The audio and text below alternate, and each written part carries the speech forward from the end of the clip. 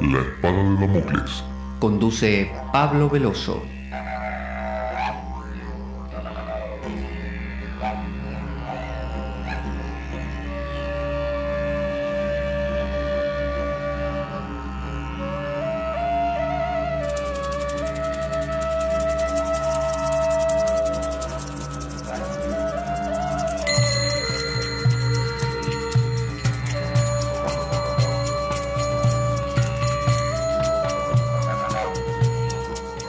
Tal como lo cortés no quita lo valiente, así lo hilarante no quita lo profundo.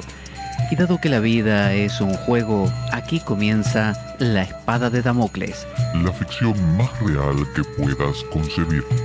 La Espada de Damocles es un programa que por mera falta de objetividad cree ser diferente. Personajes mitológicos salidos de los más profundos avernos. Leyendas escabrosas y sin sentido. Curiosidades inquietantes e inútiles. Historias antiguas malversadas por nuestra incapacidad de entendimiento. Y cuentos carentes de profundo significado. También pretenderemos sin el menor éxito entender al ser humano en toda su dimensión. En suma, si quieres desperdiciar tu vida, aquí comienza La Espada de Damocles, la ficción más real que puedas concebir.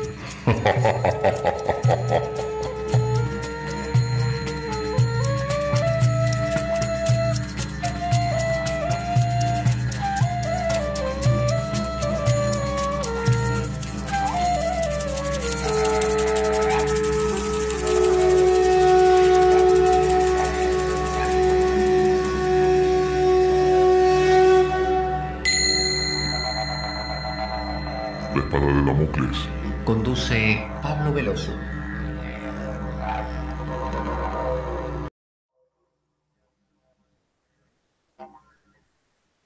Buenas a todos. Aquí estoy en La Espada de Damocles y tengo un invitado genial que ya hemos conocido en una ocasión anterior cuando estuvo con nosotros y nos contó la tarea tan especial que lleva adelante.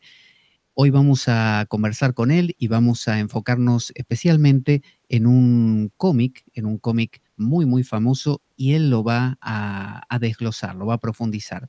Él es nada menos que Eduardo Vergara Aguilar, quien es un profesor de filosofía, es un filósofo, no solamente alguien que estudia o estudió la filosofía, sino alguien que la vive. Y tiene una peculiaridad muy curiosa, muy interesante, que es que se dedica a llevar la filosofía a los centros penitenciarios aquí en España. De eso habíamos hablado en la ocasión anterior con Eduardo, y él es un amante del saber, de la filosofía. Es decir, filosofía significa eso, no solamente aprender mucho y luego repetirlo. Así que él lo que hace es traducir ese saber profundo a un lenguaje que todos podamos entender, aún la gente que está, por ejemplo, dentro de un centro penitenciario o una prisión, por ejemplo. En este caso vamos a hablar de un cómic, que para muchos el cómic es simplemente un entretenimiento, para algunos sin más profundidad. Nos va a mostrar hoy, Eduardo, cómo en una de estas emisiones, ya que nos va a llevar unos cuantos encuentros, nos va a mostrar qué tan profundo es este Arkham Asylum, que trata de Batman entrando en un mundo escabroso. ¿Qué tal, Eduardo? ¿Cómo estás? Hola, buenas noches, Pablo. ¿Qué tal? Muy bien, muy bien. ¿Qué tal todo por ahí? Bien, bien. Un poquito de lluvia y demás, pero estupendamente. Un tiempo bueno dentro de lo que cabe y creo que perfecto para esta noche sobre el tema del que vamos a hablar. Creo que es estupenda el tiempo como está. Exactamente. Y has visto que también la cortina de presentación un poco habla de lugares escabrosos y avernos, que son los que vamos a visitar hoy. Sí, además, fíjate que la razón de hablar de esta obra es por mi especialidad, por el tema de las prisiones, ¿no? Como lugares, ¿no? Que se cierran, donde tenemos ciertas personas, ¿no? Que los alejamos en cierta medida de lo que creemos que está fuera de la sociedad, aunque son elementos que se reflejan en esto que llamamos nuestra sociedad, ¿no? Hablamos de nuestra ciudad, nuestro pueblo, nuestro país, y tenemos esos elementos que los echamos a un lado, ¿no? En España hace mucho tiempo que se cerraron los manicomios pero sí, hay cierto geriátrico o la cárcel, Sevilla y Valencia tiene su módulo para personas con discapacidades que han cometido un delito. En el Sí. mundo de Batman está Arkham Asylum, ¿no? Un asilo donde mandan a estos criminales que están declarados dementes. Es un lugar al que tememos y que a la vez nos fascina. Este cómic, ¿quién lo escribió y por qué es tan importante? ¿Por qué lo enfocas ahora para que lo miremos? ¿Qué es lo que te parece importante de él? Pues fíjate el detalle. Esta es la obra de Grant Morrison y Dave McCain. Grant Morrison está considerado hoy por hoy uno de los grandes autores del cómic americano. Él es británico, pero lo que caracteriza a Grant Morrison es su valor en llevar a cabo ciertos temas que otros autores no son capaces de reflejar y cómo revive aquellos personajes que estaban muertos. En el caso de Batman, tampoco podemos hablar que haya estado muerto, ha tenido altos y bajos, ¿no? Pero siempre se ha mantenido, ¿no? Bien por el cine, bien por el cómic, bien por el propio merchandising que hay sobre él, ¿no? Sí. Las series de animación, los videojuegos, la ropa, ¿no? Etcétera. Pero Grant Morrison se ha caracterizado en revivir, en resucitar ciertos elementos. Es, digamos, como él es Cristo y tiene a Lázaro, ¿no? Pues tiene varios elementos, ¿no? Varios cómics que han sido ese Lázaro. Por ejemplo, tenemos Animal Man o la Doom Patrol. Es también un autor que se basa mucho en la simbología, se basa mucho en la filosofía, en el psicoanálisis. Y creo que la filosofía no solamente tendría que trabajar con los autores de siempre, ¿no? O con la temática de siempre, sino abrirse y ampliar desde la profundidad, desde el estudio, pero abrirse a nuevos campos, ¿no? Ahí yo recuerdo profesores, ¿no? Como César Moreno, ¿no? O José Ordóñez, que hablaban de esa necesidad, ¿no? José Barriento, que ha empujado con fuerza la filosofía práctica, ¿no? Personas que se aventuran a decir, bueno, señores, vamos a romper, no, está bien lo que se está haciendo, pero vamos a abrir otras vías, no nos vamos a quedar encasillados ahí, ¿no? En mi caso, el tema de la filosofía empírica, hace ya 10 años, ¿no? Eduardo. Yo creo que es necesario el análisis profundo de elementos como este, ¿no? O como por ejemplo puede ser la obra de Akira, o puede ser, por ejemplo, Blade Runner, bien la novela, bien incluso podemos analizar el film, ¿no? No creo que sea negativo, pero claro, siempre desde un punto de vista profundo, académico, con elementos que tenemos, ¿no? Con su bibliografía, con sus teorías, ¿no? No entra en vamos a divagar y todo vale, ¿no? Entonces estamos haciéndole un flaco favor a la filosofía. Eduardo, podríamos decir entonces, o te pregunto, lo que quieres decir es que la mitología, el famoso mitos griego, no murió cuando dio paso al logos, sino que sigue vivo hoy en día, en este pleno siglo XXI, por ejemplo, en la forma de este cómic que nos propones profundizar. Por supuesto, fíjate un detalle, Batman es un elemento mitológico. La simbología que tiene Batman está cargada, ¿no? El Joker es un elemento del caos, es una figura del tarot. Sí. Es aquello que nos llama la atención, ese morbo, pero no queremos estar cerca. Es el nuevo mito, es nuestro mito. Un mito que se traduce, que va mutando, va cambiando, pero que sigue estando ahí, es la necesidad, ¿no?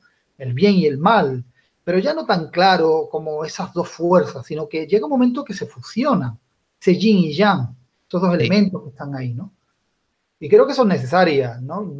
Una de las cosas, por ejemplo, saltando rápidamente, una de las grandes, digamos, de los grandes elementos que tiene Juego de Tronos es que ni los buenos son tan buenos ni los malos son tan malos, ¿no? Veníamos acostumbrados a una literatura fantástica donde tenemos El Señor de los Anillos, donde los buenos eran buenos, ¿no? Incluso Boromir, ¿no? Sí. Boromir cuando ocurre lo que ocurre, ¿no? Lo hace por una forma de desesperación. Y al final tiene ese arrepentimiento, ¿no? Podríamos decir.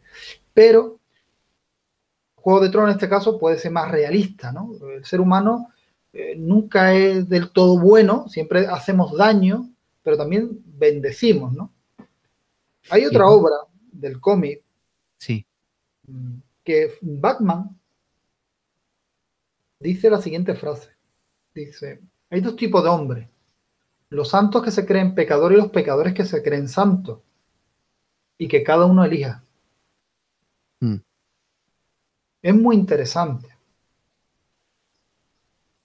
Por eso, el analizar la obra cuando se trabaja bien con este personaje, con Batman, que es una persona que no tiene poderes en un mundo donde está lleno, ¿no?, de criaturas con superpoderes. Más, fíjate que muchos de los villanos de Batman tampoco tienen poderes, ¿no? Es verdad, es verdad. Sino que se basan en una cosa que me dijeron muy interesante en prisiones. Dice, lo más peligroso que puede haber en la cárcel, no solamente en la cárcel, sino en la calle también, es una persona inteligente y mala. Claro, claro. O sea, es súper interesante lo que te está diciendo. Me lo decía un educador que le tengo mucho cariño y me decía eso. Que no hay cosa peor que una persona inteligente y mala. Mm. Y aquí ocurre lo mismo. Batman se enfrenta con personas que son muy inteligentes, muy, muy inteligentes dentro de su demencia, pero son súper inteligentes. Luego tenemos otro tipo de villano. Tenemos el villano monstruoso, tenemos el villano destructor. Sí. Ahora, Y luego tenemos ambos elementos. Dime, dime, dime. una pregunta antes de ya meternos con el análisis. ¿Tú crees que cualquier persona que se acerca a este cómic o a otro similar, que son estas mitologías, como estamos diciendo, de nuestra época, tienen la capacidad de absorber su significado o requiere que alguien, como en este caso tú, que estás empapado, estás preparado por mucho estudio y reflexión, alguien que realmente tenga las condiciones como para extraer ese significado? ¿Tú crees que aunque uno no entienda exactamente de qué va, algo va entrando porque hay un lenguaje, un metalenguaje ahí? Yo creo que sí, Pablo. Tú imagínate, yo la primera vez que leí este cómic, el de Arkham Asylum, que era una edición mexicana, Mm, España editaba desde una editorial mexicana. Este cómic es del ochenta y tanto, estamos hablando del 86, si mal no recuerdo, ¿eh? sí, Yo cuando me hago con él, pues era muy joven. Que no le podía haber sacado en su momento todo el jugo que le puedo sacar ya después. Pues normal. Si tú lees El Quijote con 15 años, vas a encontrar cosas que te van a hacer mucha gracia y otras no las vas a entender a lo mejor. Y cuando lo lees con 40, vas a encontrar cosas en El Quijote que con 15 años no veías. Y cuando lo lees con 60, igual, ¿no? Yo creo que las obras van mutando y van transformándose con uno. por eso me parece muy importante lo que vas a hacer ahora, porque yo creo que es como una especie de plantilla, como una especie de esqueleto, que el que lo pilla, Sí, pilla sí. más o menos la manera, luego puede leer otros cómics, puede ver películas, como tú decías, y tener esa capacidad de extraer lo que antes le parecía una mera tontería. Sí, además, fíjate que es un elemento analítico. Una cosa que tiene el lector de cómic, una característica que tiene, es que tú mientras vas leyendo vas viendo una imagen. Es como cuando Sí, ves una película subtitulada. sí, Pero aquí tu mente va trabajando con varios elementos. Tú estás atento al dibujo, a la imagen, y a su vez estás atento al guión. Hay cosas que se claro. te pueden escapar. Pero además, fíjate esa estructura, ¿no? Muchas veces un cómic puede estar complicar su estructura de seguimiento. Pero fíjate cómo nuestro cerebro es capaz de captar toda esa información que se nos está dando. Yo creo que Aquí, Arkham, dime, dime. aquí Eduardo te saluda Mike Bike, dice, gran profesional Eduardo, he podido trabajar con él durante medio año y es un placer hablar de cualquier cosa. Un abrazo amigo, dice. Miguel, una gran persona, sí, efectivamente. Yo le mando Así que un fuerte abrazo, sí, sí. si quieres Muchísimas. ya nos vamos metiendo con la tapa misma del Bien. cómic, o si quieres ya avanzamos hacia la Sí, primera página. Tú eres el que sí, conduce el... vamos a empezar, de acuerdo, me parece maravilloso. Sí. Esta es Eh, la tapa de una de las sí, versiones, porque me dijiste que está la sí, versión esa mexicana, por ejemplo, fíjate, por ejemplo, cuál es, o fíjense cuál es la edición, por ejemplo, española. es mexicana, ¿no? Aquí pone México, Chile, es latinoamericana Sí, por lo y menos. esta es Planeta, esto es Planeta. Ujú. Es simbólico, tanto una parte como otra es simbólica, ¿no? La portada refleja lo que quieren transmitirnos los autores. Si vemos en esta, vemos el murciélago, ventanas rotas, ¿no? O marcos, ¿no? Podrían ser marcos donde podría ir un espejo, podría ir un cuadro. Sí. Y luego vemos como una especie de tuberías que se convierten en venas. Eso es muy importante. Aquí la edición mexicana, y bueno, tenemos un trozo de tela, si nos damos cuenta. Con sangre. Efectivamente, la luna, puede ser la luna, pues bien puede ser el foco de Batman, ¿eh? Lo único que faltaría es el murciélago en el centro, pero puede ser ese foco de luz, la luna llena, en la oscuridad, ese elemento que se refleja. Si te das cuenta, esas tuberías que se convierten En venas. venas, ¿no? O en arterias. Es una idea que tiene Dave McCain, ¿no? Dave McCain es un artista haciendo estas cosas y supo entender muy bien lo que quería transmitirnos nuestro amigo Grant Morrison. En el caso de la edición española, como pueden ver ustedes, Planeta, vemos la cara del Joker que se estampa, ¿no?, como un reflejo en la fachada de Arkham, y Batman de espalda entrando, o como Dante descendiendo, ¿no?, en la Divina Comedia a los infiernos. Sí. Estas venas también las podemos entender como, al ser tuberías que se convierten en venas, como que en realidad esta casa, una casa de cemento, argamasa y metal, hace las veces de nuestro propio ser, es decir, está viva, ¿Sí? es nuestro interior, es una metáfora. Es más, fíjate que dentro de la sociología, los aeropuertos, las prisiones se les llaman los no lugares, porque no están dentro de lo que es la ciudad, ¿no? Las cárceles se hacían, durante un periodo fue dentro de la ciudad, pero poco a poco se fue alejando. Igual que el manicomio, el hospital, está lejos. El no lugar. Hoy un problema que ha tenido, por ejemplo, en España, la crisis del ladrillo, es dejar urbanizaciones cementerios, urbanizaciones muertas. Vemos bloques enteros donde no vive nadie, sí, están ahí abandonados, y eso no es muy simbólico, porque es un edificio que no hay vida. No estamos hablando que esté ocupado o por personas que están allí, no, estamos hablando de un edificio completamente vacío y no tiene vida, no hay nada. Y es muy interesante esto, ese elemento donde una casa tiene que tener, una casa, el aeropuerto, aunque se le llamen los lugares, tiene que tener movimiento. Incluso un cementerio que cumple la función que cumple, tiene los visitantes, el sepulturero, la persona que limpia. Hay movimiento, hay movimiento. En el momento que no hay movimiento, eso se convierte completamente inerte, ya no hay vena, ya no hay nada. Claro. Vamos entonces a la primera página. Vamos a la primera página. Vamos aquí. A ver. Aquí tenemos un texto que nos cuenta introductorio. Sí, el texto nos dice que en 1920, después de la muerte de su madre, desquiciada, el brillante psiquiatra Amadeus Arcán empieza a convertir su casa ancestral en un hospital para el tratamiento de enfermos mentales. Fíjate cómo empieza la obra, lo que te está dando la introducción. Su propia casa la convierte en un centro para acoger personas con lo mismo, ¿no?, con esa característica que tenía su propia madre. Sí. La fecha, 1920, hemos dejado atrás la Primera Guerra Mundial, principio de siglo, Jung, Freud, el psicoanálisis, ¿no? 1920, ¿no? 1900, ¿no? El siglo XX, ¿no? Teníamos puestas muchas esperanzas en el siglo XX, ya hemos dejado atrás casi el siglo XIX, ¿no? Hemos dejado atrás el horror de la Primera Guerra Mundial y empezamos, el horror de las trincheras, y empezamos con la esperanza de que eso no se va a volver a repetir. Un grave error porque vino luego la Segunda Guerra Mundial, ¿no? Sí, por algo se los llamó también los años locos, porque había esa sensación de que éxito, de que ya todo estaba estabilizado. Es más, fíjate que ocurre en América a finales de 1920, el crack. Sí, en Norteamérica. Sí. O sea, es interesante, ¿no? Es interesante. Luego dice que más de medio siglo después, el asilo Arkham para criminales dementes, o sea, la función que tenía esta persona, él hablaba del tratamiento de enfermos mentales. La cosa va o evolucionando o involucionando, depende de cómo lo queramos ver, y se convierte en criminales dementes. Es un lugar de corredores tenebrosos, sombras opresivas, una casa salida de un mal sueño, un acertijo de piedra y madera que siempre ha estado sin resolver. Durante años, los enemigos de Batman, dementes y deformes, han estado prisioneros dentro de esos muros claustrofóbicos, en celdas acolchadas y sótanos oscuros. Se han cobijado y hecho planes mientras sueñan con el día que se han de levantar para dominar el mundo de la razón. Y ahí le da, pero en el clavo, porque justamente vuelca todo lo que está contando hacia a marcar que habla de la razón, no habla de simplemente una casa oscura y con gente que nadie quiere ver. Está hablando de la amenaza a nuestra razón.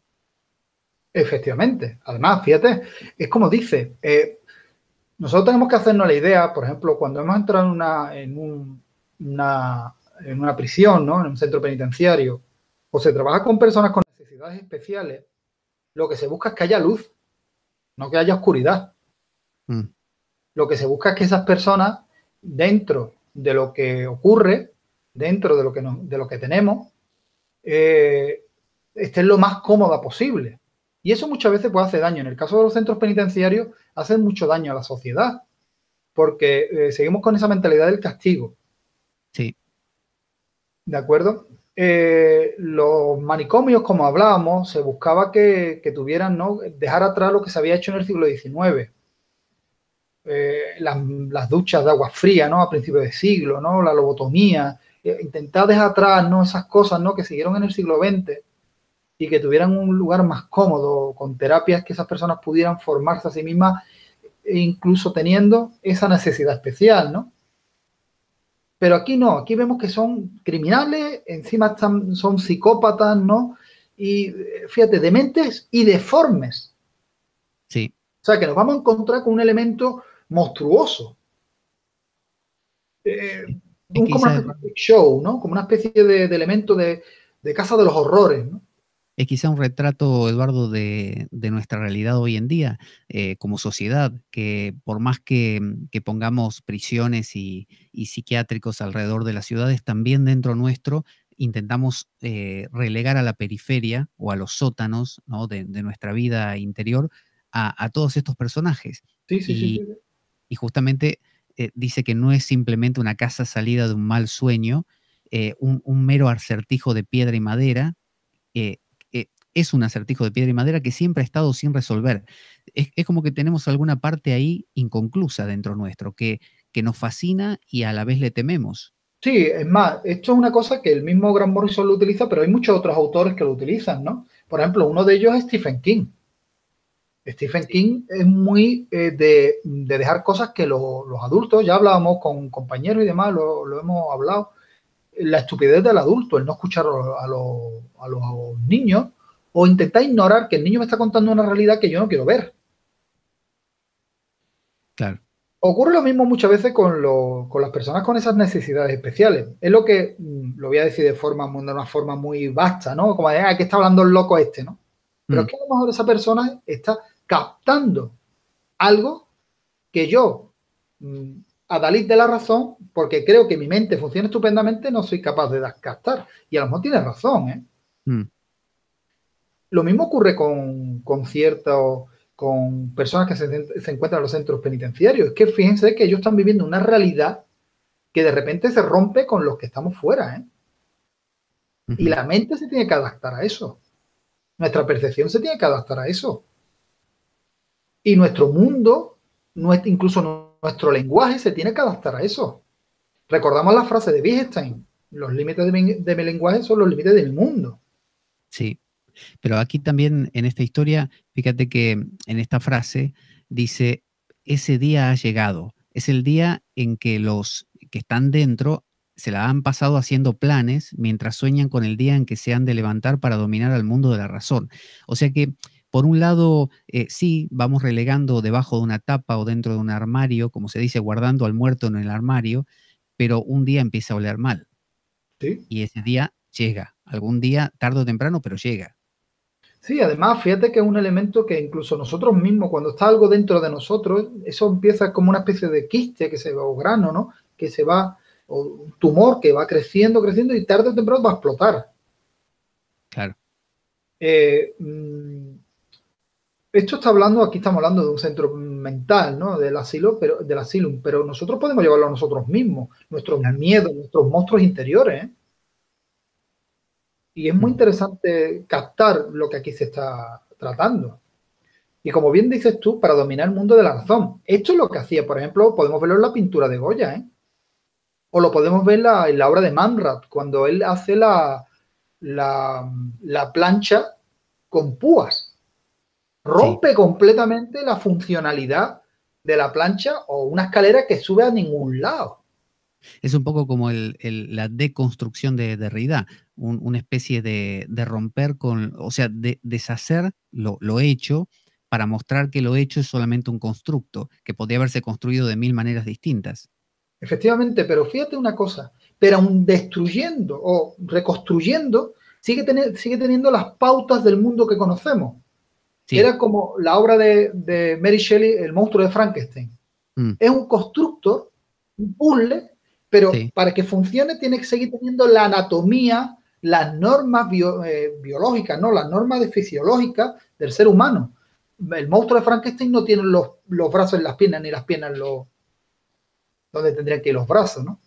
Quizá por eso los archienemigos, perdón, o los monstruos que más asustan, son los monstruos que no se ven en las películas, por ejemplo, que no se ven y además que no tienen razón, es decir, que matan sin ningún orden, por demás, sin ningún orden, además que no se expresan, no tienen ni cabeza ni brazos, no está aquí ni allá, puede estar dentro de cualquiera, un poco como el monstruo de Alien, podría ser, pero también está el de La Cosa, ¿no? The Thing, Sí. La Cosa.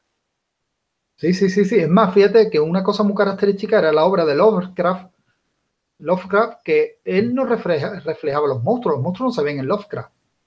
Hay un ente que está ahí, un ente que viene de fuera, que no somos capaces de ver. Es más, fíjate otro detalle. ¿Qué es lo que da miedo de los crímenes de la calle Morrow? Que no sabemos quién es el que está matando a las prostitutas. Claro. ¿Qué nos da miedo de Dr. Jekyll y Mr. Hyde? Que proyecta una cosa que está dentro de él. Y no nos gusta lo que sale. Pero tenemos mucho, ¿no? Como bien apuntaba la figura de Alien. O, por ejemplo, Tiburón de Spielberg. Sí, también. Daba miedo porque la música acompañaba algo que estaba ahí en la profundidad. El miedo al mar, a lo profundo, a lo que no vemos. Mi cuerpo no está preparado para adaptarse bien a nadar. Yo puedo nadar, pero lo que va a venir va a nadar más rápido que yo. Y Eduardo, aquí donde dice, en el siguiente párrafo dice, es el 1 de abril y los lunáticos se han apoderado del asilo. Es decir, el Joker lanza este desafío que ahora tú nos cuentas cuál es, justamente el 1 de abril, que es el día donde en los Estados Unidos se celebra el Día de los Inocentes. Y es el día del absurdo. Entonces, claro, quizá hace referencia a esto que estabas diciendo también de Tiburón. Lo absurdo, lo que no entra dentro de la lógica y la razón es lo más aterrador para nosotros. Y por eso el Joker juega ese juego de hacer esa gran broma de te voy a abordar por donde no entendés. Efectivamente. Es más, fíjate que quien los dirige es el archienemigo de Batman. Podría llevarlo Dos Caras, el Pingüino. No, tiene que ser el Joker. Sí. El Joker. O sea, vamos a hacerle caso al que está peor de todos nosotros. Sí. ¿No? Es muy interesante. Esa parte es muy interesante y sobre todo lo del 1 de abril, que es el día de las bromas, que es la salida, como ya hablábamos, la salida del sol de la casa de Piscis, de los peces, ¿no? Sí. Más, se hacen regalos con cosas absurdas, ¿no? Con peces y demás. Es más, esta obra, ¿y por qué cogemos esta obra? Fíjate las influencias que tiene. Tiene influencia, los temas principales que se ven en la obra es de Lewis Carroll, o sea, Alicia.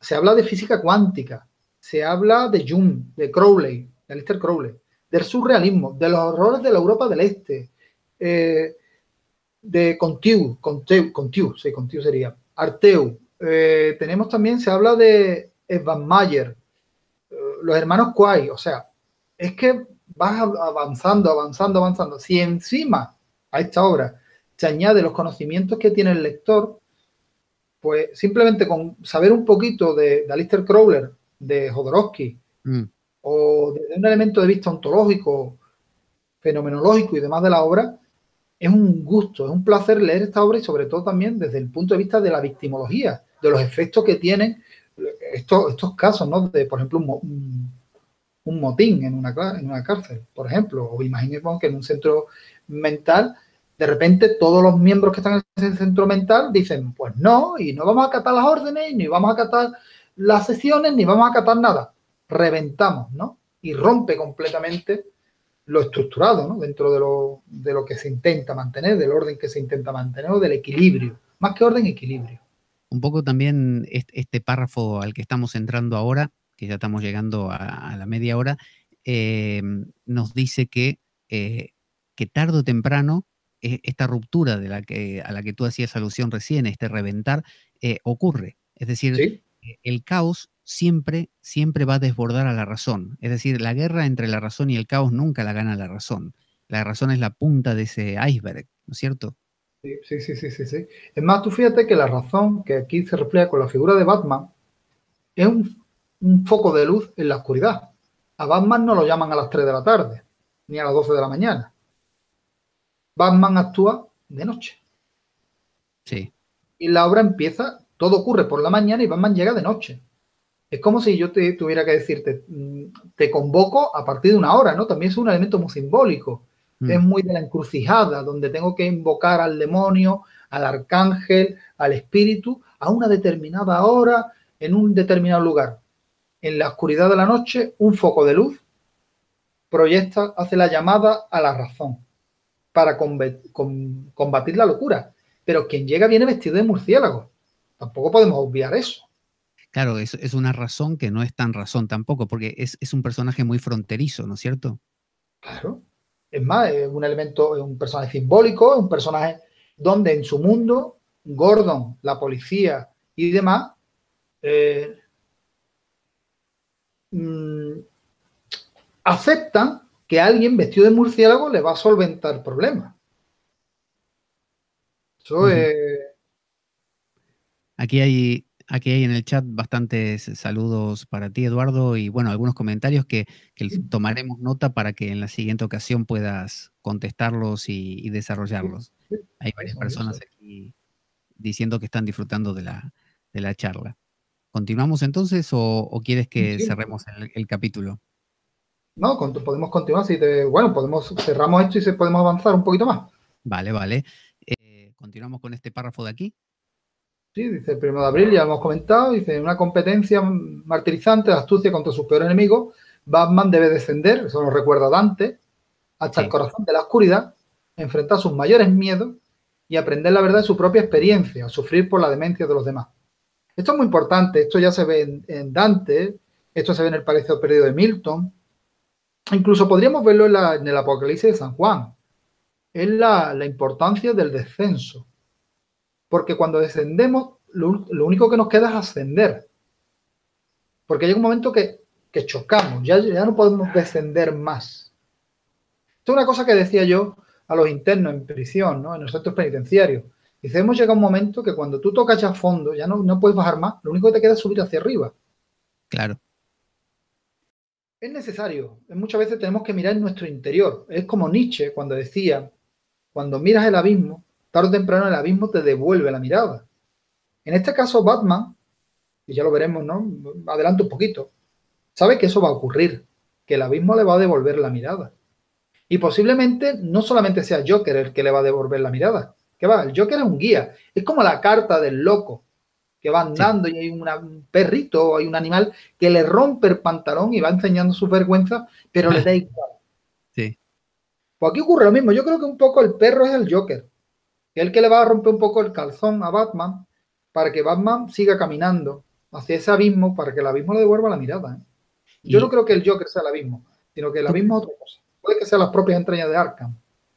Eduardo, ¿tú crees que así como cuando uno ve una película, la película, por ejemplo, de terror, como decíamos, Alien, conjura ciertas cosas dentro nuestro y actúa como una especie de sacrificio sustitutivo, como cuando muere otro por ti o se sacrifica otro por ti, el hecho de que el personaje de la película, y en este caso del cómic, esté haciendo un viaje iniciático, en alguna medida lo estamos haciendo con él o a través de él? Es decir, ¿es una excusa la lectura del cómic para que nos estemos transformando? ¿Es una invitación al cambio?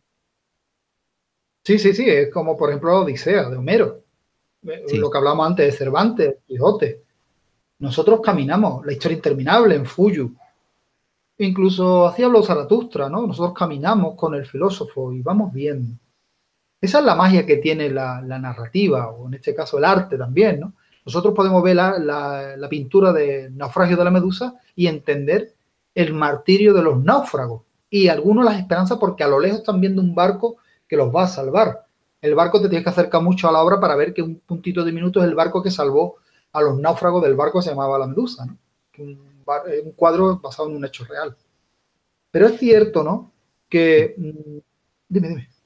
No, ¿tú crees entonces que en la sociedad actual que vivimos tan ajenos a realidades como, por ejemplo, los centros penitenciarios, los hospitales, que no nos gusta ir más de lo necesario, lo justo y necesario nada más, porque nos hace mal? Hay mucha gente que dice, no me hables de lo que le pasó a fulano, que me hace mal, que deberíamos acercarnos un poco más a las cosas que aquí en España se llaman bordes, ¿no? Las cosas extremas, no extremas dañinas, me refiero a extremas ajenas a nuestro círculo de todo maquillado. ¿Sería sano para nosotros eso? Como tú lo haces, como tú lo haces. Tanto como sano, no tanto como sano, pero sí un poco revelador. No me gustaría utilizar términos sanos, ¿no?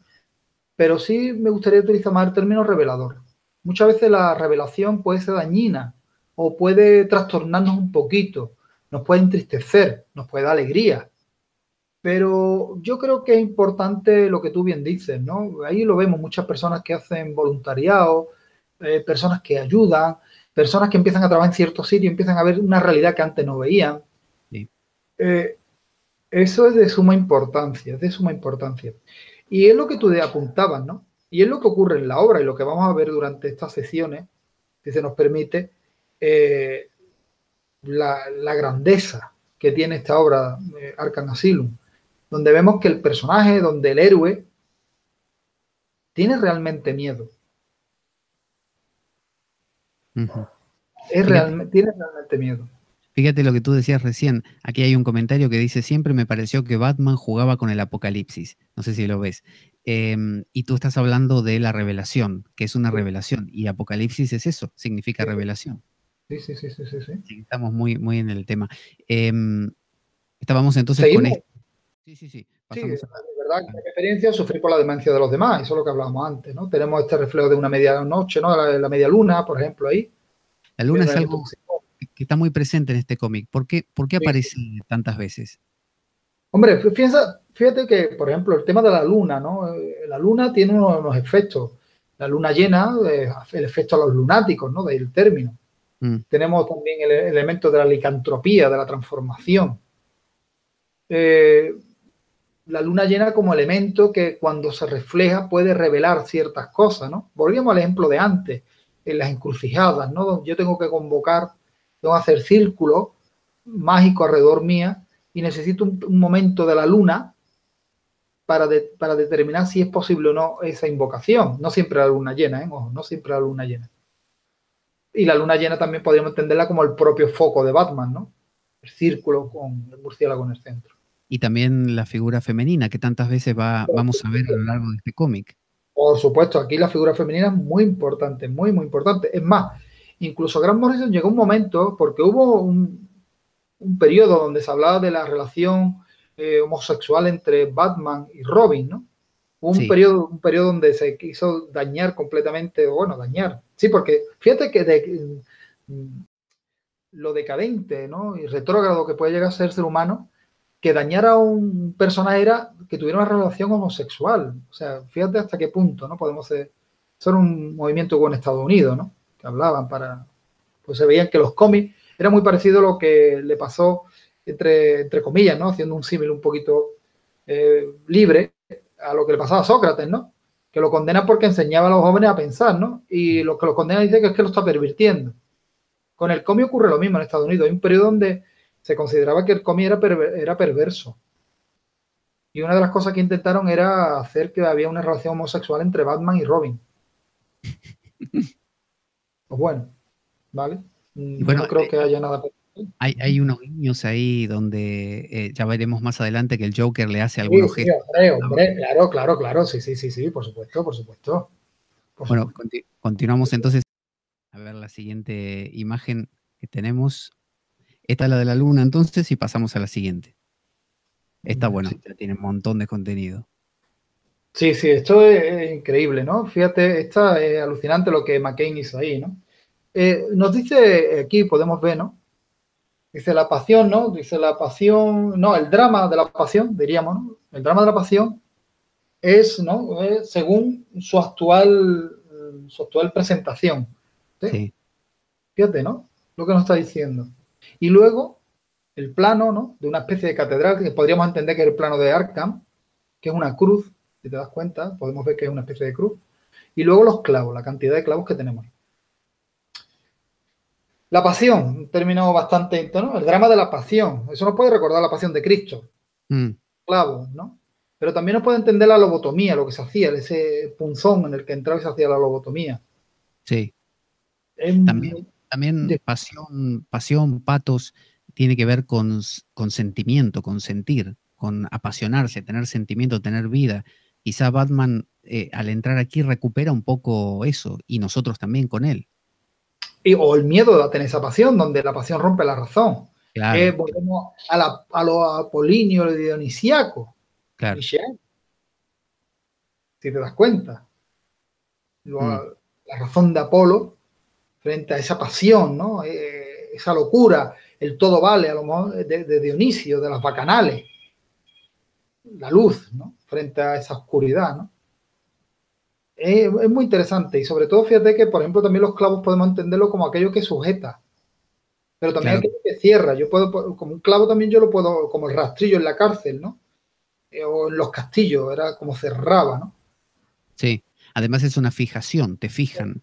Cuando te clavan, te fijan. Además, tú un cuero roto, ¿no? Luego aquí un elemento muy importante. No te preocupes, simplemente hablamos del cuero roto que vemos, ¿no? De lo degradante, ¿no? Del abandono, en cierta medida.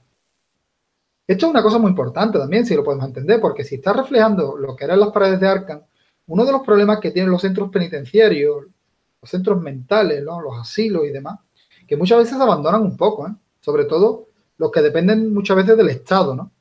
Sí. Porque las subvenciones, cuando entramos en crisis, pues las subvenciones no llegan.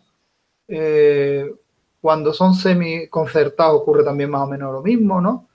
Pero ocurre también en los institutos, ocurre en los colegios, en los hospitales, que muchas veces el dinero no llega y hay que pintar porque hay humedades, hay tuberías que están rotas. Los no lugares, volvemos a lo mismo, aquellos lugares donde yo no quiero ir. ¿Qué arreglamos? Las plazas, lo que es alegría, lo que es... Pero nos olvidamos de otros lugares que podemos llegar a ir. No, por ejemplo, un centro penitenciario, no, pero muchas personas, la mayoría de nosotros hemos ido a un hospital o hemos ido a un ambulatorio. Y muchas veces vemos que falta material, vemos que hay humedades, como te apuntaba, faltan sillas, faltan camas.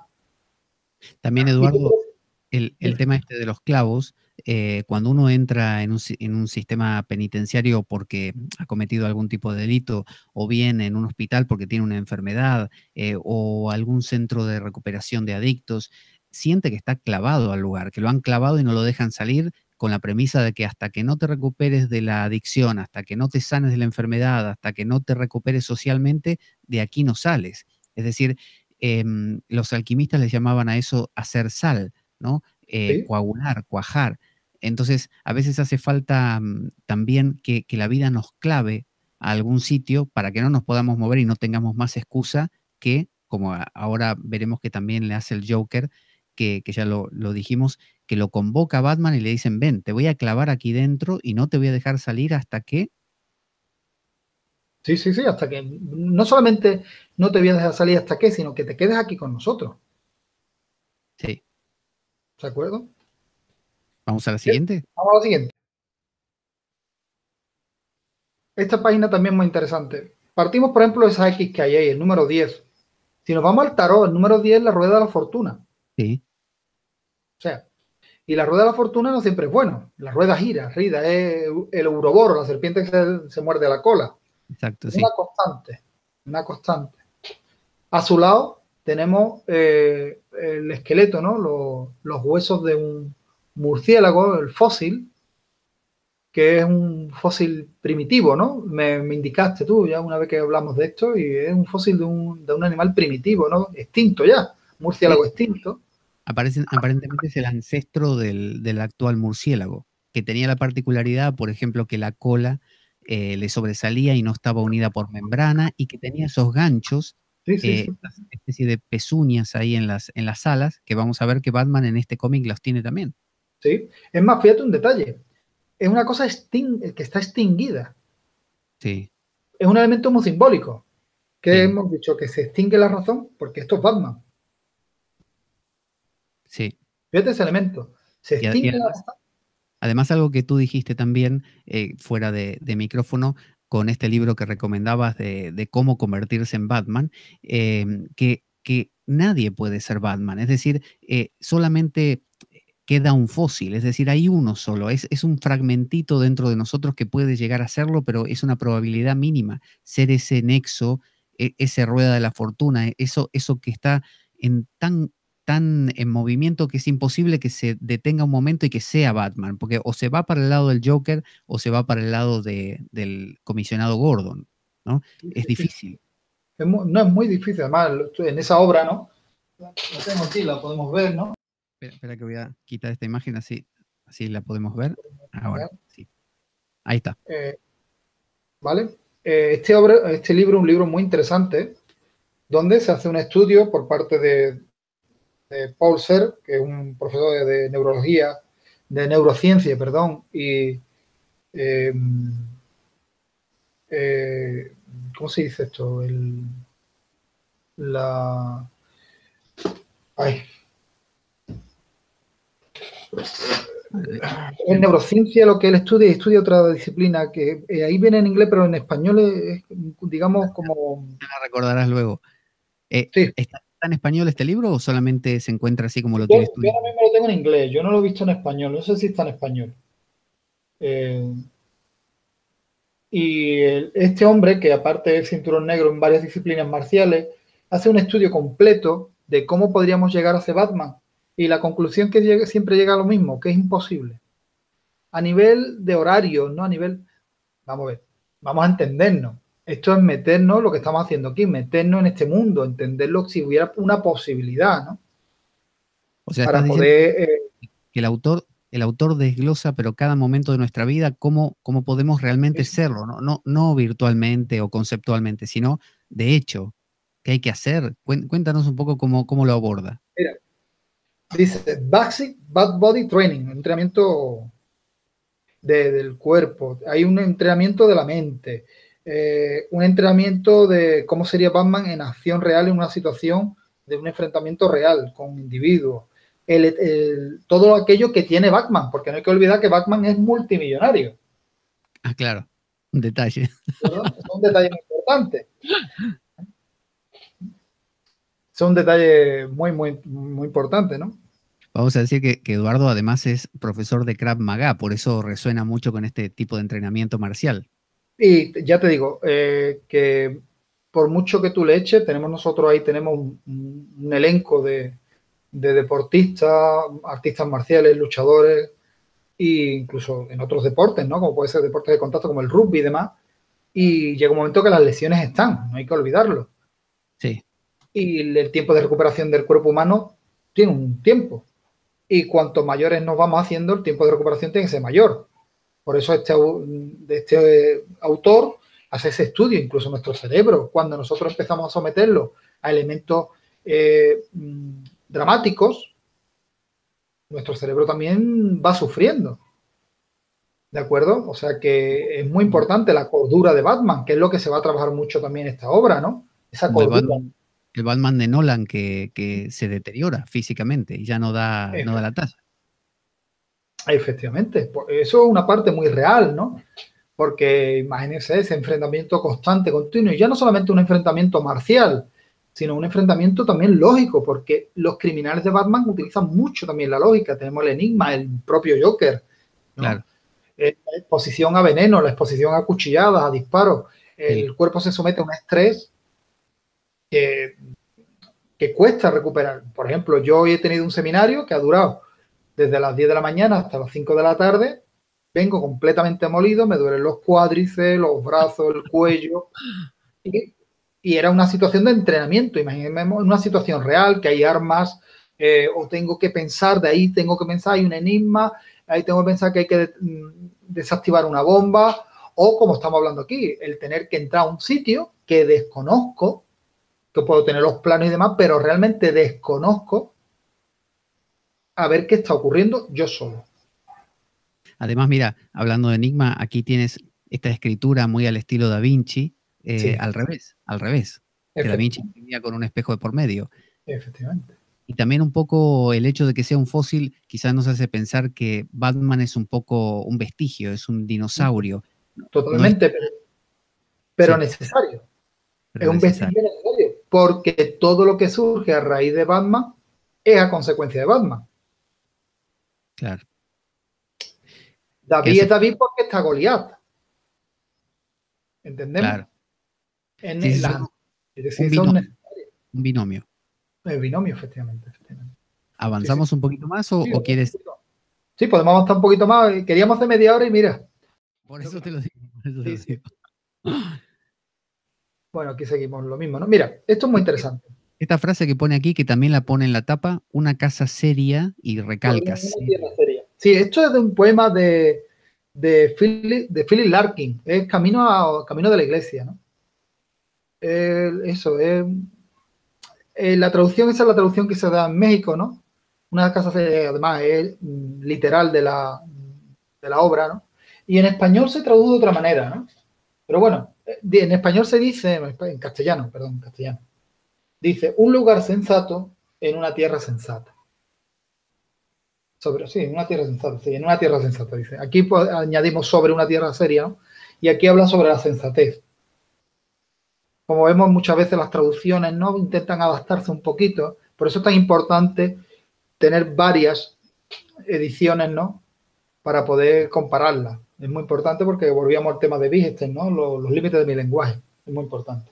Y esta palabra Arkham, más allá de que tiene que ver con Lovecraft y una de sus ciudades míticas, Sí. ¿tiene que ver con la palabra arcano también, de algo cerrado, algo misterioso?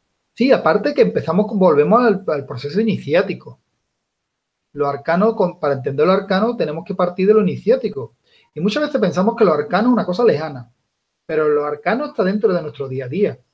Cuando un niño empieza a leer, empieza un proceso arcano. Mm. El niño es capaz de entender lo que antes solamente veía como imágenes o líneas, ya es capaz de entenderlo.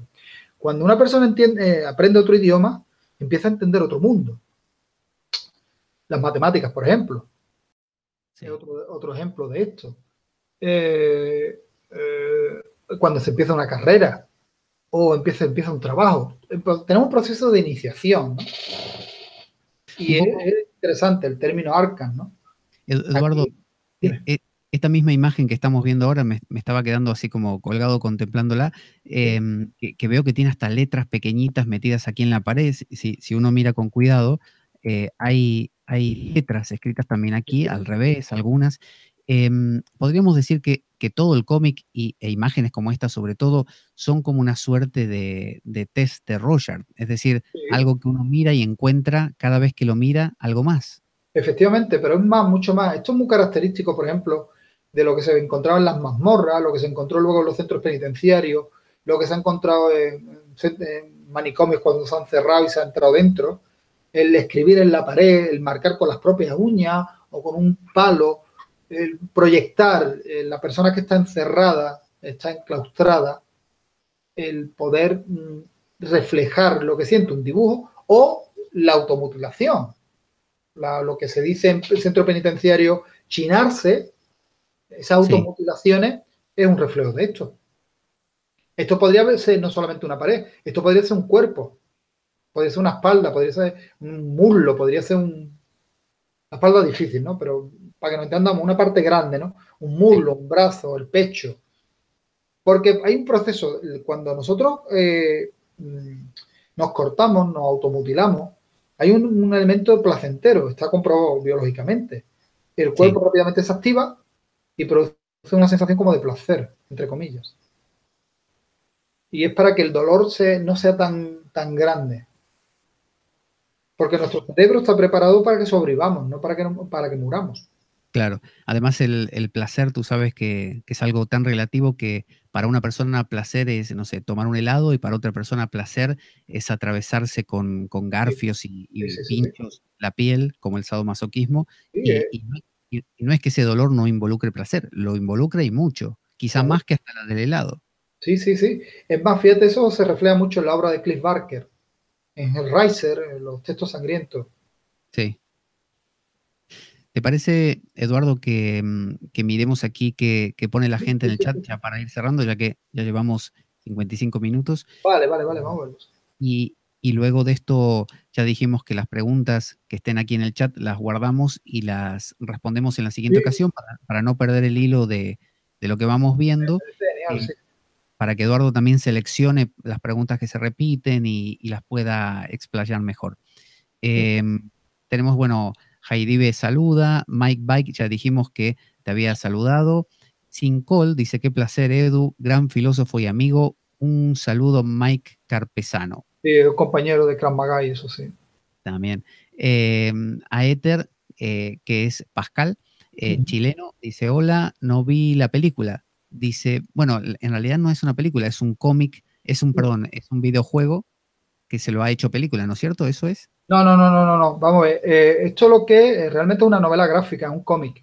Después, posteriormente, han salido juegos que llevan el mismo nombre, ¿no? Arkham Asylum y demás, porque Arkham es un elemento muy simbólico en el mundo de Batman. En Gotham, Arkham es un elemento primordial, es que es donde van los criminales de mente.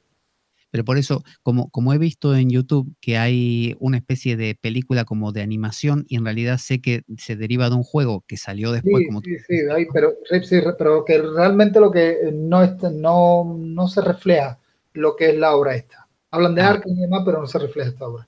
vale. O sea que tú recomiendas a Sí, quien pueda conseguir el cómic en papel porque vale sí, la pena de ahí. Bien. sí, sí, sí. Juan Demetrio dice buenas noches, disfrutando con la entrevista a Eduardo. Al respecto del poder del cómic, otro gran autor, Alan Moore, dice que Bueno, en el cómic empleamos ambos hemisferios del cerebro, izquierdo y derecho, por lo que tú decías, Eduardo, lo de la imagen a la sí. vez que leemos, la razón y la emoción, el lenguaje y la intuición. Efectivamente, Juan, de un compañero, amigo mío, y eso sí, Ah, estoy totalmente de acuerdo. Es más, fíjate, volvemos al tema de lo apolíneo y dionisíaco, ¿no? Cómo nuestro cerebro juega con esos ambos elementos. claro. Sergio dice, siempre me pareció que Batman jugaba con el apocalipsis. Mike Bike dice, de nuevo dice, recuerda una de las frases de Batman versus Superman, A Beautiful Lie, una mentira hermosa. Abraza la oscuridad para que sin mayor temor, sin mayor debe ser, sin mayor temor le lleve a la luz. Sí, ahí tenemos, por ejemplo, esa cita tan fantástica que dice, cuanto mayor la luz, mayores son las tinieblas. Claro, Cuando claro. proyectamos un poco de luz, esa sombra que se hace es mayor. Además la luz en exceso te ciega. Efectivamente, efectivamente. Y en la oscuridad nuestro ojo se tiene que adaptar. Sí. Quizá por eso Batman es el que puede entrar a Arkham y no Gordon. Gordon está demasiado en la luz y no podría ver. Una vez tú dijiste eso, que si hubiera entrado Gordon, hubiera entrado con SWAT, Sí, sí, sí. aniquilando a todos. El Sí, sí. choque de, el choque de la luz contra la oscuridad, mientras que Batman, como es el fronterizo, es el que puede. Es más, es un murciélago, es ciego, no le importa. Él vive en la Además, claro, oscuridad. tienes razón, tienes razón. Sergio dice, Jonás y la ballena es el mismo mito. Sí, Bueno, mito iniciático, claro. sí, sí, sí, sí. Es más, o Moby Dick también se podría entender. Sí, Obvio. sí, sí. Sí, también. Batman es un justiciero, dice Pascal. ¿Y qué tipo de justicia? Eso es muy Sí, interesante. Es muy interesante, hago rápidamente un inciso. Tenemos vale. que entender la justicia dentro del mundo de Batman, que no es la nuestra, ¿eh? No podemos, vamos a intentar, es que volvemos a lo de siempre. Si nosotros aceptamos que quien nos va a sacar las castañas del fuego es una persona vestida de murciélago, mm, de acuerdo, en este cómic se acepta, ¿eh? Sí, Por tanto, se acepta su justicia. Es más, si nos damos cuenta, Batman durante todo el cómic mmm, tendríamos que hacer una revisión y que, como vamos a seguir trabajando en ello, sí, voy a para contestar esa pregunta, pero yo creo que en su mundo en ningún momento se salta la justicia, ¿eh? claro. Me hace acordar, ¿sabes a quién? A Winston Churchill, que cuando hubo que ponerse las botas para tomar cartas en el asunto contra Hitler, no llamaron a cualquiera a la presidencia como primer ministro, sino a un tipo que estaba un poquito loco, un poco limado, y que por eso podía tomar decisiones drásticas. Es un poco como lo que tú dices de Batman, es su propia justicia. Sí, sí, sí, sí, sí, sí. Por eso a Batman después lo juzgan y en algunas ocasiones queda como el malo ante la sociedad porque, claro, acaba tomando decisiones drásticas, que es un poco lo que pasa a veces con los dictadores, cuando la gente dice, pero se vivía más tranquilo en la época de Franco. Es un tipo de justicia. Sí, aparte que muchas veces da la sensación, yo, a la mayoría de la gente que le escucha esa frase es gente que no vivía en esa época. Ah, también, claro. Era muchas veces, yo creo que, si mal no recuerdo, lo que se le criticó un poquito a Heidegger, cuando decía hay que volver a la selva negra, ¿no? Pero claro, yo vuelvo a a la selva negra con vacunas, con bienestar, con una casita en el campo, Sí, pero si volver al campo es levantarte todas las mañanas a coger leña, a cazar tus alimentos, a que si tienes un dolor no hay medicina, sino tienes que buscar medicinas naturales. En esa época posiblemente sobrevivían aquellos que podían sobrevivir. Yo creo que una persona con las comodidades que tiene la sociedad, nuestra sociedad, no estamos hablando del mundo moderno, estamos hablando de Europa, hablando aquellas personas que duermen en una cama caliente, duermen no en la intemperie, personas que abren el frigorífico y el frigorífico está lleno, personas que sí, abren el armario y está lleno de ropa. Eso de volver a la selva negra, pues puede ser un poquito difícil, ¿no? sí, Mi sí, opinión, sí, porque yo es hablo el desde la mito, experiencia, perdón, de la experiencia de la gente que está en prisiones, que todo eso se acaba, que claro, tienen su cama y drástica. demás, pero ya no abren la nevera, ya no me voy a dar una huertita, ¿sabes? Sí. Podríamos verlo por esa manera.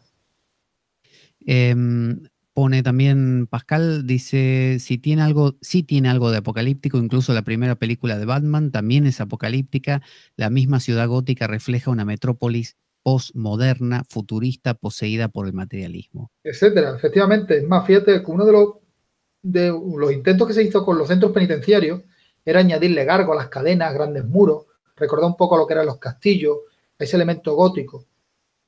Y llega un momento que la gente hasta se acostumbró a ello, ¿sabes? Cuando vamos caminando por las catedrales, eso son gárgolas lo que hay y demás. Las miramos la primera vez, la segunda, pero cuando hacen 3 veces ya viven con nosotros.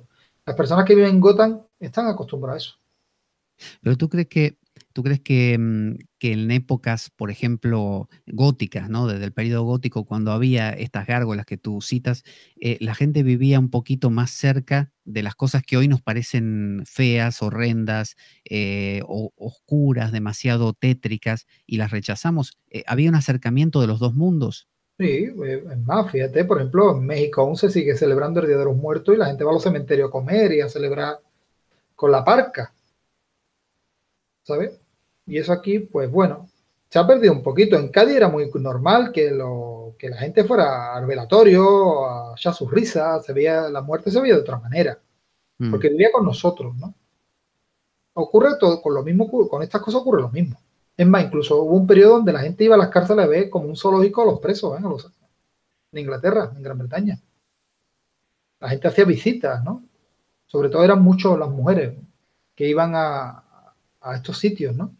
Iban a los museos, ¿no? Iban a escuchar charlas, ¿no? Pero también iban a las cárceles a observar a los internos. Muy característico eso, ¿eh? acá decía, em, bueno, decía Pascal, no se ven las imágenes. Ahora me doy cuenta por qué. Igual no importa porque está en otra grabación. Dice, muy interesante, muchas gracias por la valiosa información. Saludos. Saludos a un nichiano como yo, te dice Sergio.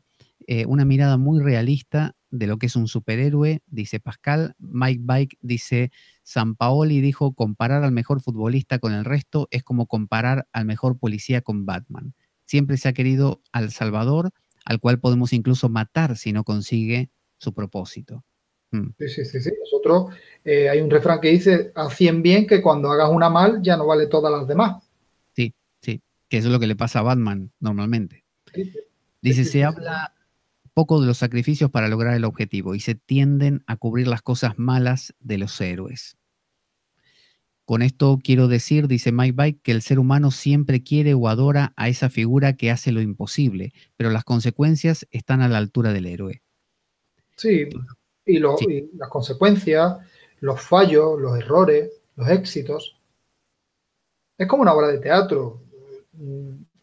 muchas veces cuando yo le decía a mis alumnos de teatro, a mis compañeros, digo, no os preocupéis, desgraciadamente el 90% de los que vienen a vernos no conocen la obra. Si os equivocáis, sí, porque desgraciadamente vivimos en un momento donde la mayoría de las personas no leen. Aquí ocurre lo mismo. La mayoría de nosotros desconoce la realidad que hay en la calle. Que por un Sí, lado está muy bien, por un lado está muy bien, no podemos vivir con miedo, no podemos vivir con una paranoia, pero muchas veces tendremos que ser un poquito conscientes.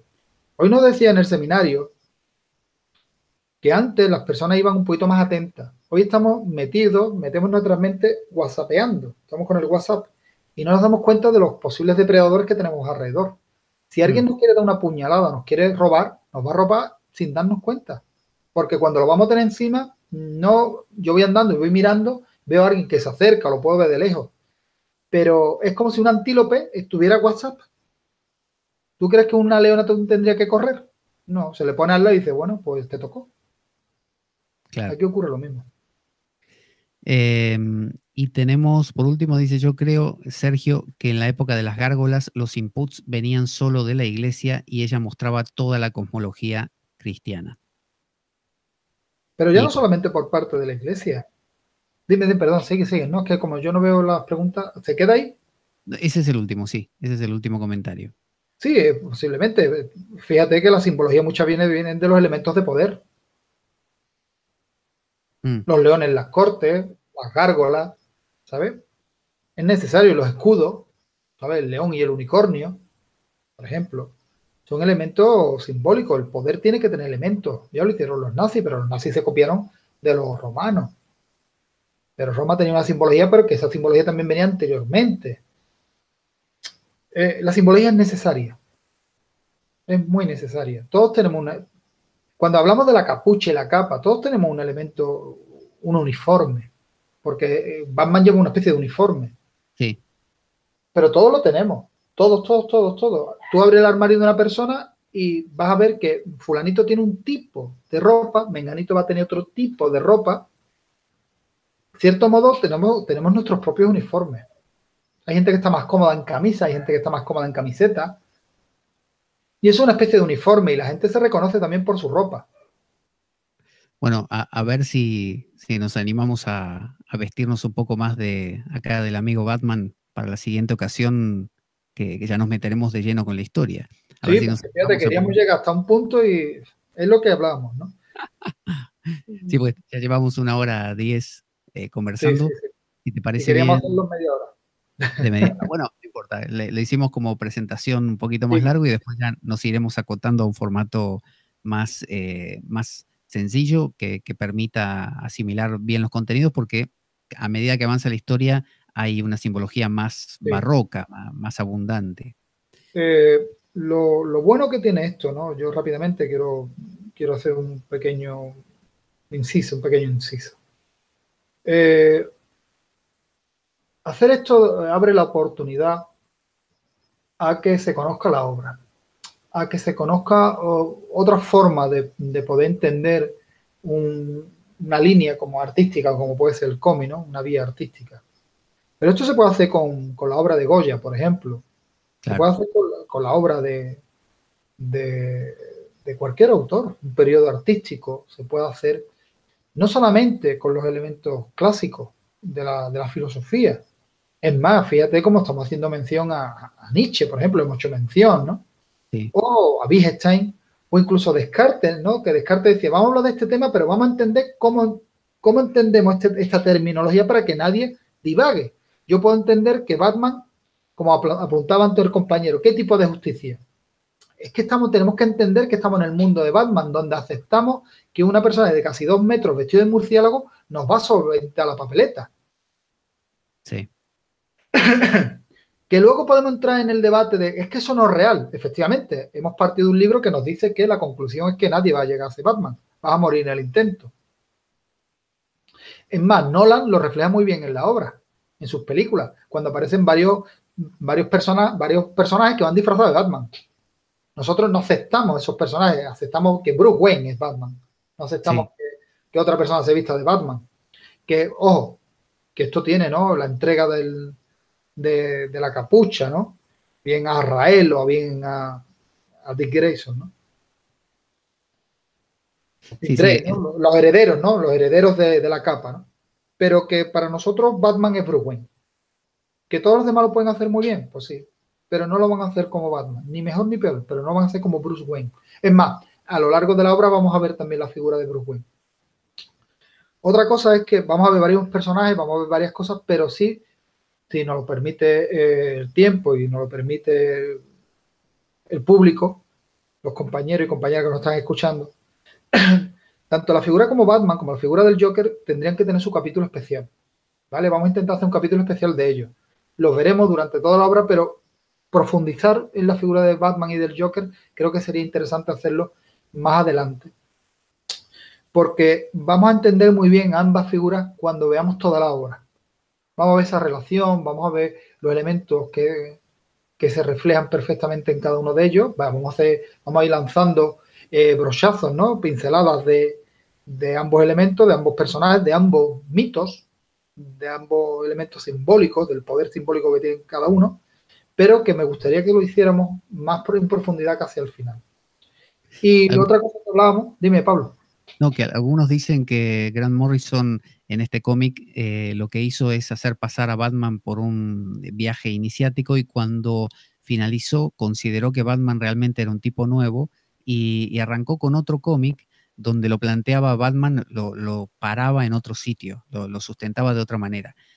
Quizá cuando acabemos este análisis y este recorrido y lo recorramos con Batman, de tu mano, ¿no? Pero con Batman, también nosotros seamos otra persona. Sí, yo creo que eso ocurre siempre. Creo que nos transformamos. Cada vez que terminamos un libro, algo de nosotros se cambia. Cada vez que comenzamos un trabajo, cada vez que comenzamos una relación, cada vez que comenzamos una amistad, algo de nosotros cambia. Además, lo hemos visto, ¿no? Las personas que están escribiendo, los que nos están siguiendo. Es bonito, ¿no? Porque ahí se reflejan amigos, familiares, personas que vas conociendo a lo largo de tu vida, ¿no? En la universidad, en los entrenamientos, en el trabajo. Y algo de ti, esa persona, algo en ti cambia. Y eso es lo bello, ¿no? Es lo bello. Y creo que esta obra es interesante por eso también, porque hay un proceso de cambio, como bien apuntaba el compañero. Sí. Y es cierto, yo creo que cuando terminemos esto, ya que me brindas la oportunidad, Pablo, por tu canal, yo creo que al final terminaremos un poco, todos habremos cambiado un poquito, cada uno de nosotros en nuestro interior. Muy bien. Todos tendremos una capa y una capucha negra. Sí, sí, bueno, o algunos terminarán con los labios, ¿no? Rojos y el pelo verde, ¿eh? También. También puede ser, ¿no? Que vamos a verlo, ¿eh? Que no.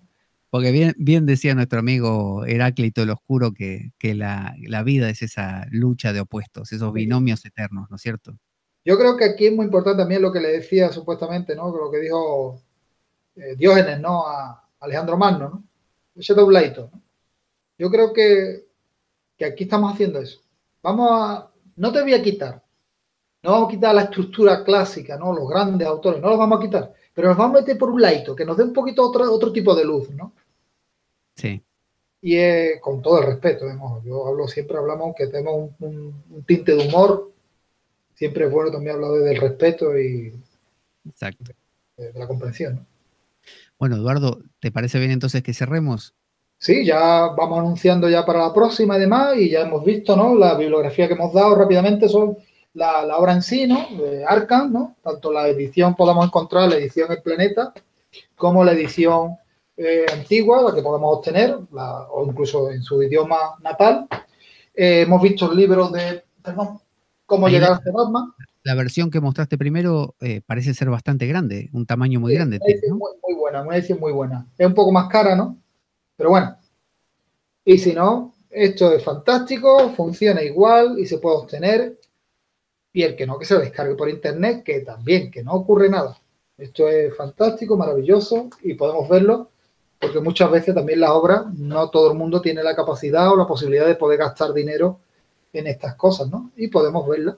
Por internet se puede ver también, ¿no? De otra forma de información. Vamos a hacer de cuenta que Eduardo no dijo eso que acaba de decir. Bueno, vamos a cortarlo, ¿no? Vamos a cortarlo, ¿no? Porque también tienen que ganar dinero las editoriales y los autores, tienes razón, ¿no? Pero también tenemos que ser realistas en ciertos modos, ¿no? Es más, fíjate que aquí estamos mostrando la obra en su formato. Claro, claro. No está descargado en ningún lado y estamos mostrando la obra en su formato, pero que también es lo que digo, que tenemos que ser realistas. No todo el mundo puede gastarse dinero en estas cosas en los tiempos que estamos ahora mismo. Este libro, cómo convertirse en Batman, ¿no? Llegar a ser Batman, las posibilidades de un superhéroe. Y también vamos a ver Batman y la filosofía. ¿De acuerdo? Esto es más o menos lo que teníamos intención de hoy, de trabajar hoy y demás. Queríamos haber avanzado un poquito más, pero hemos llegado donde hemos llegado. Y a lo largo de las siguientes sesiones, pues iremos mostrando más libros de los que se van a hablar y demás. Muy bien. Bueno, vamos a despedirnos entonces. Por un lado, agradezco muchísimo que Eduardo tenga se preste a poder conversar de estos temas interesantes aquí en La Espada de Damocles, que yo me siento muy, muy a gusto con él. Me encanta cómo desarrolla las cosas y la simpleza con que las acerca al público. Y yo creo que toda la gente hace eco de eso. Y lo nota, y creo que va a ser la puerta para mucha gente que tenía el cómic como algo secundario o hasta terciario, ahí por ahí lejos, y que ahora lo va a reivindicar de una manera nueva. Así que... Sí. Y además, invito a que cojamos obras, ¿no? Además, esto un amigo mío decía que el tiempo demuestra la calidad muchas veces de las obras literarias, de las películas y demás, ¿no? Y en los años 80 salieron un número de obras en el mundo del cómic muy interesantes. Regreso al Señor de la Noche, Watchmen de Alan Moore, como apuntaba mi buen amigo Juan de. Sí. Y es interesante volver un poquito a retomar el mundo del cómic. Yo lo utilizo mucho también en mis clases de filosofía aplicada en prisiones, porque tienen que entender que hay muchas personas que no saben leer y la imagen es muy importante. Yo dibujo mucho en la pizarra y muchas veces a lo mejor llevo algún cómic, llevo algo que pueda reflejar muy bien lo que queremos hablar, ¿eh?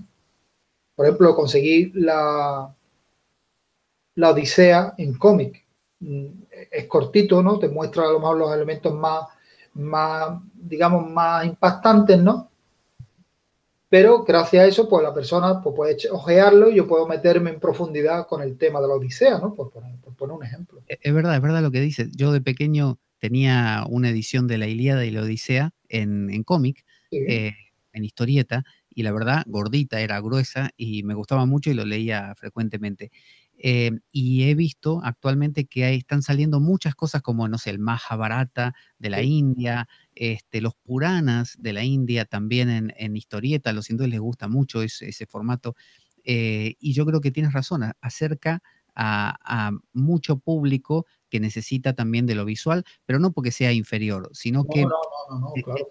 En realidad lo visual mirado y lo visual recordado, ¿no? Imaginado, es parte de nuestra cultura y lo hemos olvidado. Nos hemos quedado con las letras muertas y nada más. A veces hace falta la imaginación. Sí, es interesante lo que has comentado y podemos trabajarlo de esa forma, ¿no? Y volvemos a lo mismo, y utilizar los medios, utilizar Internet, no solamente, como decía también mi compañero Juan de, no solamente navegar, sino también profundizar. Claro. Es lo que comentaba yo antes sobre el tema, a lo mejor en tono de broma, ¿no? En lo de vamos a descargarnos la obra. No es necesario descargarse la obra. Hoy hay muchas páginas donde demuestran que tú puedes leerlo en Internet, ¿no? Y también, muchos libros que se pueden leer por Internet y obras de teatro. Vamos a ver, muy sencillo. Yo puedo ver toda la obra de Goya en el ordenador y no tengo que ir a un museo. ¿De acuerdo? Porque a lo mejor esa persona pues no tiene medios para ir al museo, pero disfruta y le gusta el arte, pues puede usted mirarlo por Internet. Para eso lo tenemos. Hay que utilizar las herramientas. Exacto. Y utilizarlas de forma coherente. Yo no estoy defendiendo la piratería ni mucho menos. No, se entiende lo que estás diciendo perfectamente. Es necesario, ¿no? Y creo que estos medios ayudan, ¿no? Y yo te agradezco y de verdad, de corazón, que des un espacio, ¿no? Porque muchas veces los canales, las universidades, Los programas tienen miedo a hablar de estas cosas. Es que se tiene miedo a hablar hasta de la filosofía. ¿Qué? ¿Por qué tenemos miedo a hablar de la filosofía? Nadie, es que parece que nos da miedo, ¿no? Es como si el programa no quisiera entrar en Arkham. Sí. Es como si el canal no quiere entrar en Arkham. Es como si la emisora no quiere entrar en Arkham. Pero es que Arkham está ahí. Es que mira, ahora que lo dices, hay un colega tuyo, filósofo, que de aquí, también del sur de España, que ha escrito un libro acerca de Batman y la relación con la filosofía. Y cuando fue a proponer el título contenía la palabra filosofía, ¿no? No me acuerdo cuál fue, pero lo contenía. Entonces el editor le dijo, no, la palabra filosofía no la vamos a poner porque no vamos a vender bien. Vamos a poner de Platón a Batman. Y así sacó un libro llamado algo así como de Platón a Batman. Es decir, evitó poner la palabra filosofía.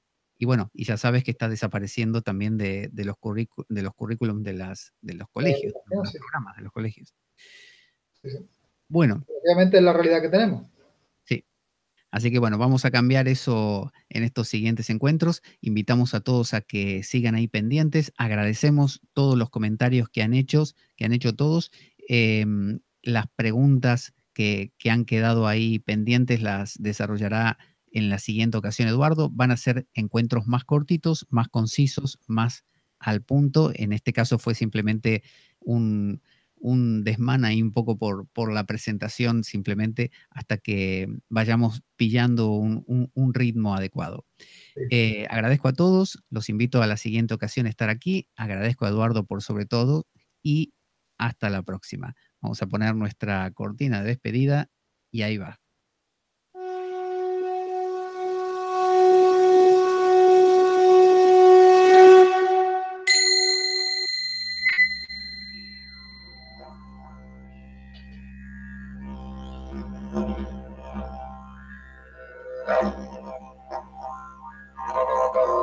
La espada de Damocles. Conduce Pablo Veloso.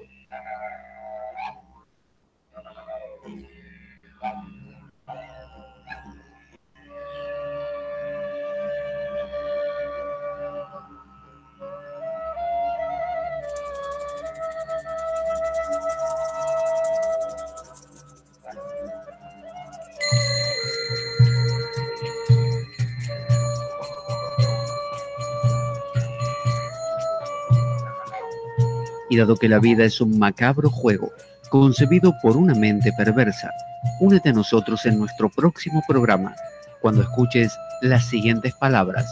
La espada de Damocles, la ficción más real que puedas concebir. Buena vida para todos, buena semana y... ¡Avanti, damocleanos!